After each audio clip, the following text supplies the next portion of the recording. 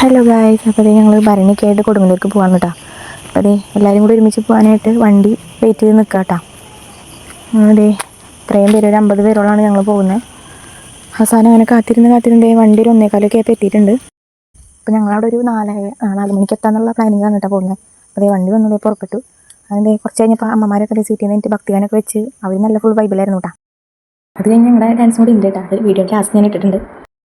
അങ്ങനെ ഞങ്ങളൊരു ശിവൻ്റെ അമ്പലത്തിൽ എത്തിയിട്ടാണ്. അവിടെ ഇറങ്ങി, അവിടെ തൊഴുത് ഇറങ്ങിയതിന് ശേഷം പിന്നെ വിശന്നപ്പോൾ ചായക്കടയിൽ കയറി നെയ്റോസ്റ്റും കഴിച്ച് അങ്ങനെ ഞങ്ങൾ അമ്പലത്തിലേക്ക് എത്തിയിട്ടാണ്.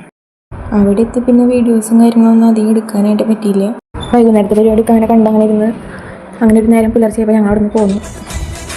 പിന്നെ വണ്ടിയിൽ വെച്ച് ഞങ്ങൾ എല്ലാവരും ഡാൻസാണ് കേട്ടോ. അടിച്ചു പൊളിച്ചിട്ട് ഞങ്ങൾ അവസാനം